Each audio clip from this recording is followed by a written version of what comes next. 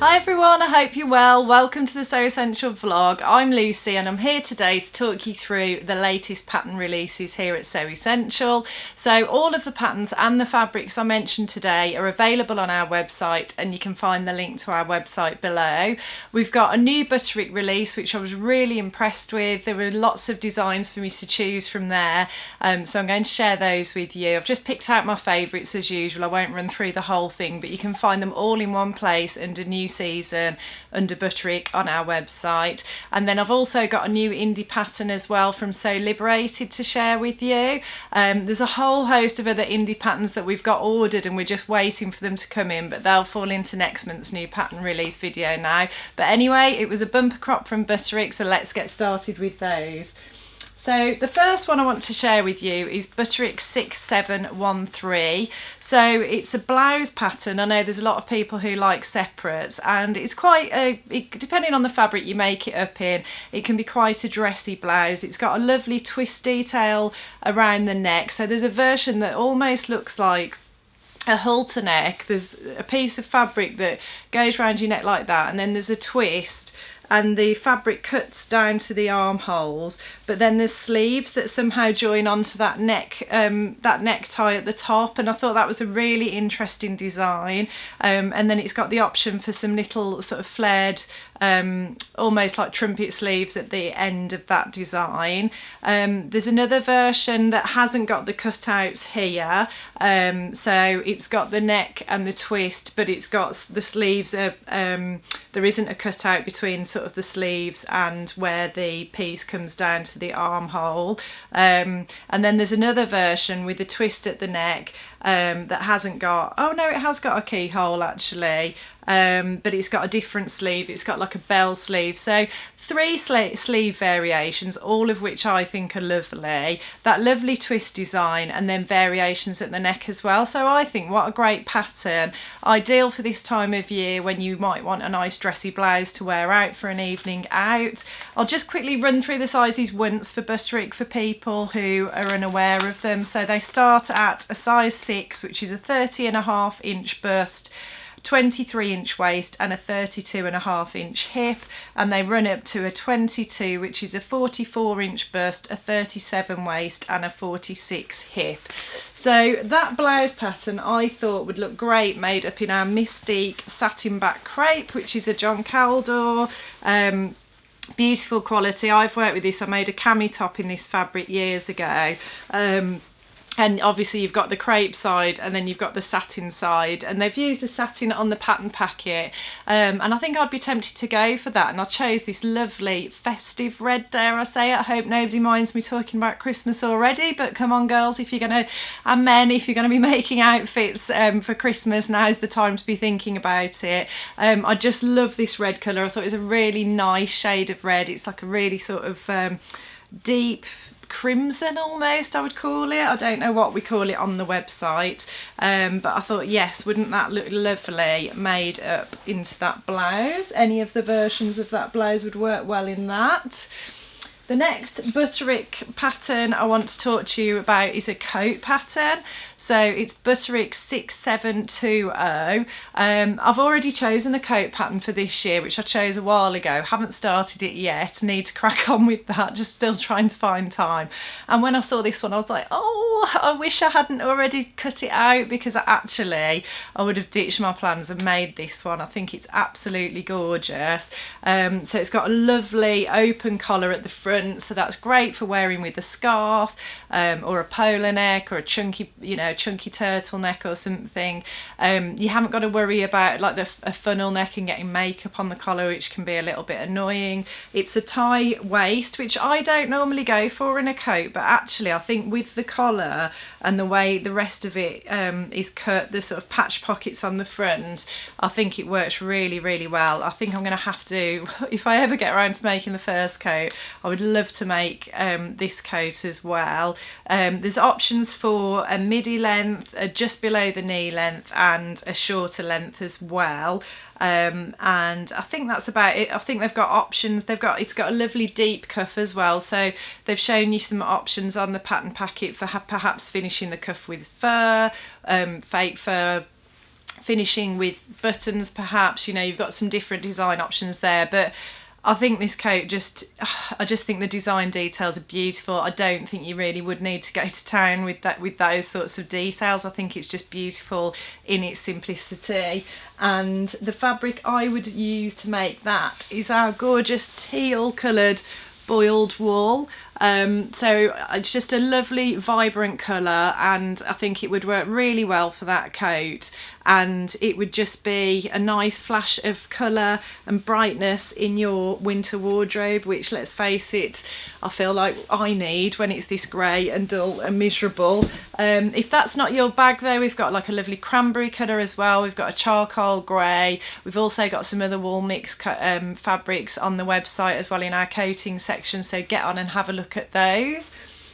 The next pattern I want to talk to you about is Butterick 6716. So this is a jumpsuit pattern, and I've got to say I've only got one jumpsuit in my wardrobe, and as a massive fan of Strictly Come Dancing, when I see Tess Daly on the regular in those gorgeous jumpsuits that she wears, it makes me wonder why I haven't got more. Sometimes, you know, you don't want to wear a dress to go out, but then I always feel a bit underdressed if I'm in trousers or jeans. I never sort of really like wearing those to go out, and a jumpsuit's a great way to feel nice and dressy but still have that sort of less dressed up feel of trousers, if you know what I mean. So anyway, this jumpsuit I thought was a classic, absolutely gorgeous. So there's 3 different views. The first one has got a elbow length sleeve with a little ruffle hem. It's got a tie round the waist, and then culotte or cropped sort of wideish leg trousers, but they're not massively wide by the looks of it. The second view, it's got a V-neck as well, I should mention. The second view has got a V-neck again. I do love a V-neck.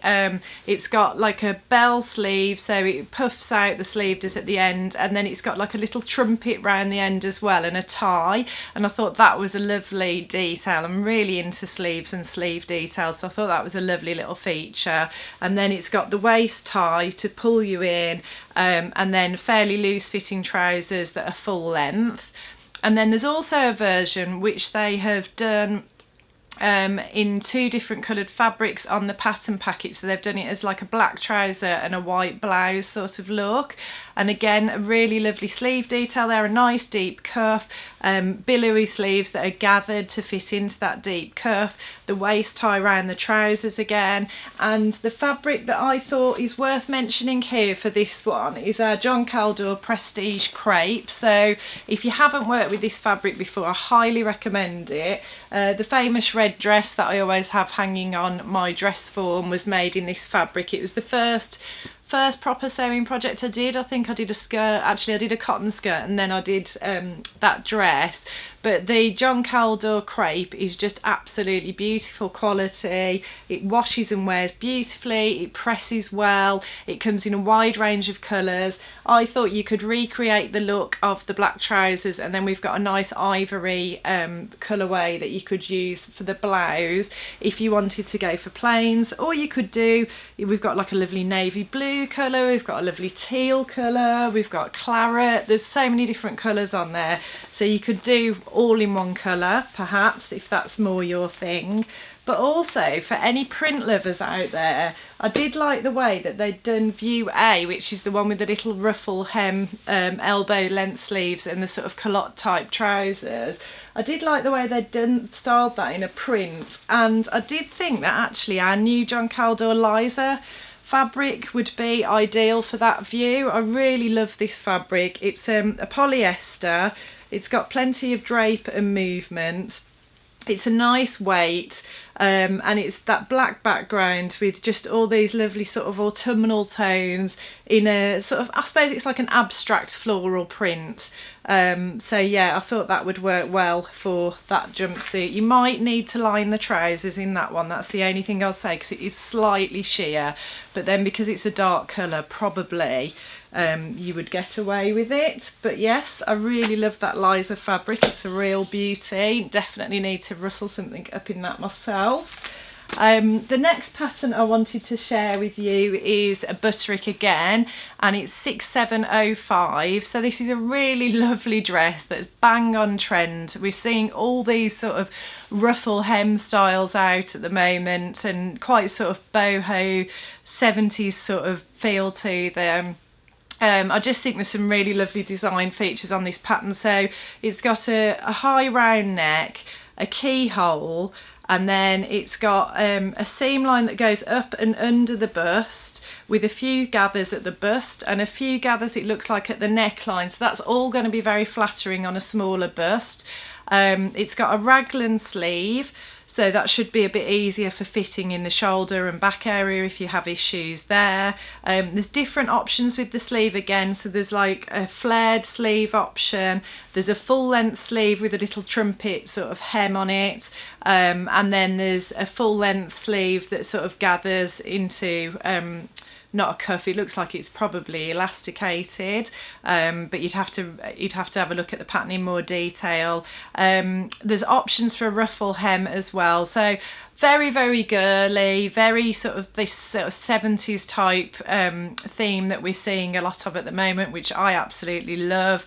And I thought this dress would be great made up in this lovely viscose chalet lawn fabric that we've got. So let me just double check I've got that right. Oh, it's 100% viscose.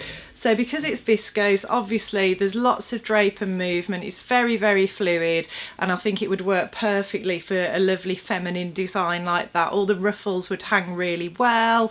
It would just, and I just thought the sort of ditzy dark floral print would work really well as well. I think I would be tempted to go for view A, which is, it's just a normal skirt, there's no ruffles on it, but you've got the option for those sleeves with the little sort of trumpet frilly detail at the cuff, and I think that would work really well in this fabric. I probably wouldn't do the ruffled skirt because I think it might be a bit too much with the ditzy florals for me, but yes, lots of different options there with that pattern.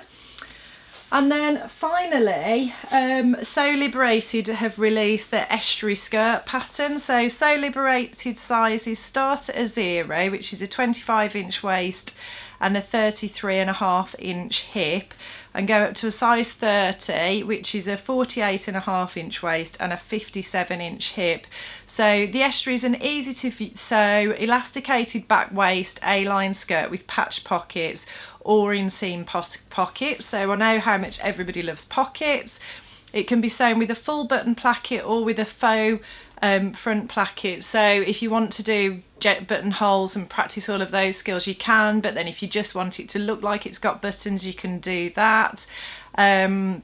It's designed for woven fabrics, and actually I've got to admit, when I first looked at this I thought, oh, I'm not really sure about that, it's not really my style, but then I googled it and I came across a girl who'd made it up in a sort of dark floral fabric, and I thought, ooh, this Liza fabric could work really well, because it does suggest sort of, I think it suggests rayon and rayon challis, mid-weight chambray or denim, soft cotton, silk noir, linen blends. So I thought this could work really well again, this Liza, and she'd done it in like a dark floral like this, and then paired it with a black polo neck jumper and a pair of knee-high boots, and actually it looked gorgeous, and it looked like just the sort of thing I would feel really comfortable wearing and want to wear all the time. So it was quite good to have a look at that and just challenge myself really on sort of my traditional preferences with styles. And I must admit as well, I was flicking through a fashion magazine yesterday while I was waiting for my kids at the dentist, and I just noticed a lot of sort of midi length and below the knee length skirts and dresses paired with knee-high boots with a heel, so really sort of 70s look again. And I really started thinking I do need to get myself some nice knee-high length boots with a heel, because you know, you can wear them with those midi length dresses. I saw a suggestion of wearing a midi length wrap dress with a turtleneck, a slim fitting turtleneck underneath, and then knee-high boots, and I thought, oh yeah, I've got some lovely dresses from the summer, lovely wrap dress that would work really well with. So yeah, that was just a bit of a sort of new style tip that I picked up yesterday that I thought, oh, I could really get into that, and I think that skirt would work well with that whole look. So that's it for today for the new patterns. I hope you've enjoyed it. As always, the links are below for all the patterns and the fabrics you can find on our website. I hope you've enjoyed it today, and if you like what you see, please like and subscribe, and I'll look forward to seeing you next time.